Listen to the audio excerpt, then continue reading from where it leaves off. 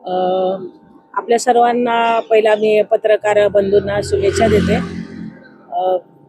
आणि मीरा भाईंदर शहरामध्ये आपण पाहिलंच असेल की मी महापौर असताना पूर्ण शहरामध्ये त्यावेळेस रस्ते नव्हते, फार कमी प्रमाणात रस्ते आणि सगळीकडे पाणी भरायचं.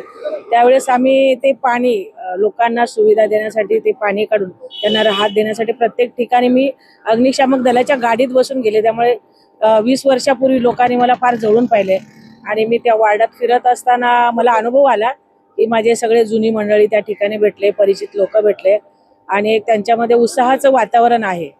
आणि मला आपली मीरा भाईंदरमधले आमचे आमदार नरेंद्र मेहता साहेब भारतीय जनता पक्षाचे, तसेच आमचे युतीचे RPIचे अध्यक्ष भारतचे रामदास आठवले साहेब, मीरा भाईंदर शहराचे अध्यक्ष देवेंद्र शेलेकर आणि आमचे सहकारी RPIचे चंद्रमणी मनोहर, इथे उपस्थित असलेले माझे सर्व माझ्यावर प्रेम करणारे सदस्य आणि BJPचे कार्यकर्ते, आम्हाला पूर्ण विश्वास आहे की आम्ही या 5 वर्षात जे काम केलेलं आहे ते लोकांपर्यंत पोहोचलेलं आहे आणि पूर्ण आमचा विजय होणार हे मला पूर्ण शाश्वती आहे. कारण त्या ठिकाणी जे माझे इतर उमेदवार आहेत 3, त्यांनी मोठ्या प्रमाणात त्या ठिकाणी काम केलेलं आहे आणि त्या कामाचा आणि माझ्या महापौर पदाचा आणि आता ह्या 1.5-2 वर्षात जे काम केलं होतं त्याचा नक्की मला फायदा होईल आणि आमचा विजय होईल. गेल्या काही दिवसांपासून तुम्ही प्रभागामध्ये प्रचार करत आहे. जनतेच्या मनातला कौल काय आहे आणि येणाऱ्या प्रचारादरम्यान तुम्ही कोणत्या मुद्द्यांवर प्रचार करणार? आपण पाहिलं की 18 नंबर प्रभाग हा पूर्ण संकुलन, इमारत संकुलनाचा प्रदेश आहे.